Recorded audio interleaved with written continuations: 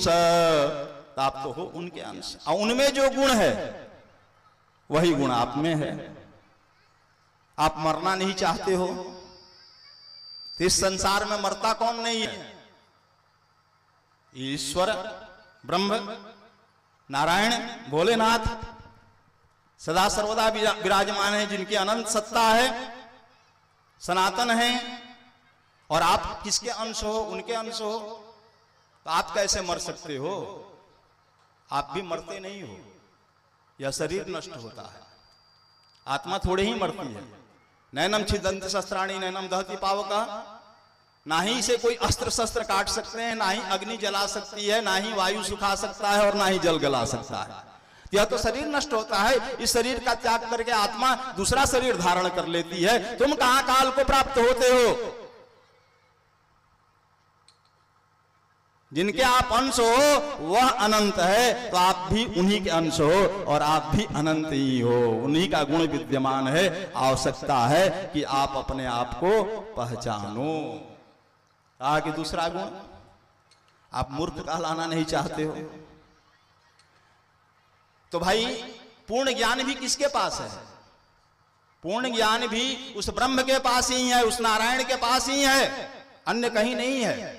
जीव तो अल्पज्ञ है, सर्वज्ञ तो वह परमात्मा है।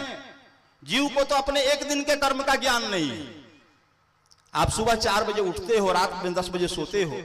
हम आपसे पूछ दें रात में 10 बजे कि 4 बजे सुबह से रात 10 बजे तक क्या क्या किए, कहां कहां गए, कितने लोगों से मिले, क्या क्या बात किए, सारा डिटेल अगर आपसे पूछ दें तो कई जगह गलती हो जाएगी, कई जगह मिस्टेक कर जाओगे, सही से नहीं बता पाओगे।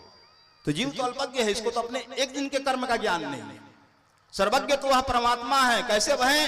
तो वह अनंतानंत ब्रह्मांड को जानते हैं, उन अनंतानंत ब्रह्मांड के अनंतानंत जीवों को जानते हैं, और उन अनंतानंत जीवों के अनंतानंत कर्मों को जानते हैं, और उन अनंतानंत कर्मों के अनुसार अनंतानंत फलों को भी जानते हैं, जो वह समयानुसार प्रदान करते रहते हैं। तो सर्वज्ञ तो वह परमात्मा ही है, और हम भी उनके अंश हैं। तो हम भी उनके जैसा ज्ञानवान होकर के सर्वज्ञ होना चाहते हैं, प्रकाशवान होना चाहते हैं, उनका स्वरूप प्राप्त करना चाहते हैं। इस कारण हम मूर्ख कहलाना स्वीकार नहीं करते हैं।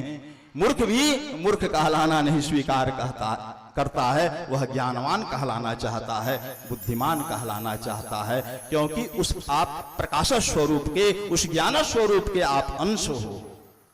अगर अपने स्वरूप को पहचान लो तो ज्ञान तो स्वयं प्रकट हो जाएगा, ज्ञान का तो स्वयं प्रस्फुट हो जाएगा। आवश्यकता है अपने स्वरूप को जानने की, अपने स्वरूप को पहचानने की। तीसरी वस्तु है कि दुख नहीं चाहते हो। तो भाई जहां नारायण हो वहां दुख कहां है? उनका तो एक नाम ही परमानंद है, परम आनंद के स्वरूप है, और यह जीव भी आनंद स्वरूप ही है।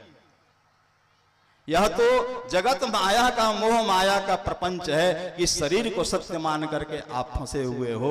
जिस क्षण आत्म स्वरूप का बोध हो जाएगा तो फिर आनंद की ही अनुभूति होगी, आनंद की ही प्राप्ति होगी। एक बात जान लो, संसार में सुख है, आनंद नहीं है। आप हिंदी का शब्दकोश उठाओगे, डिक्शनरी उठाओगे, तो सभी शब्दों के विपरीतार्थक शब्द हैं, उल्टा शब्द हैं। अमीर का गरीब, राजा का रंग, सभी के विपरीतार्थक शब्द हैं, लेकिन आनंद का कोई विपरीतार्थक शब्द नहीं है, उल्टा शब्द नहीं है, क्योंकि आनंद संसार की वस्तु नहीं है। आनंद कहां प्राप्त होगा?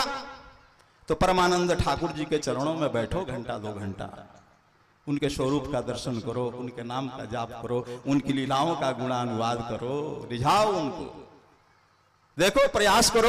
हृदय में, बुद्धि में आनंद की प्राकट्य होने की अनुभूति होने लगेगी, आनंद का प्राकट्य होने लगेगा, आनंद से सराबोर हो जाओगे। तो यह जीव तो आनंद स्वरूप ही है और उसी परमानंद स्वरूप को प्राप्त करना चाहता है, इसलिए सदैव सुख की खोज में रहता है, दुख से भागते रहता है। कहा चौथी वस्तु स्वतंत्रता है।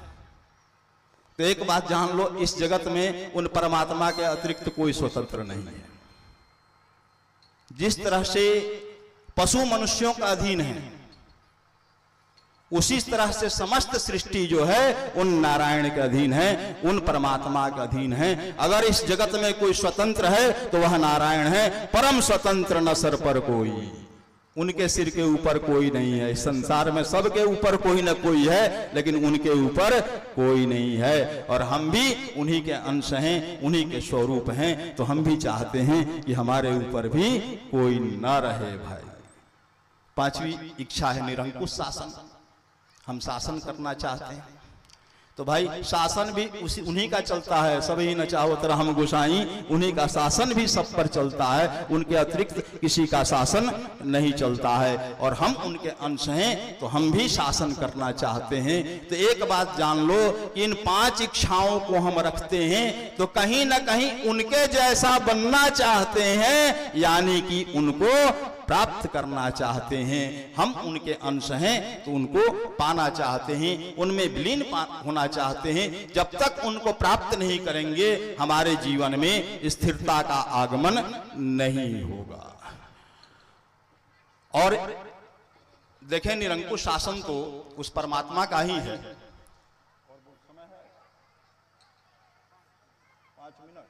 चलिए एक छोटी सी कथा सुना दें निरंकुश शासन पर ही।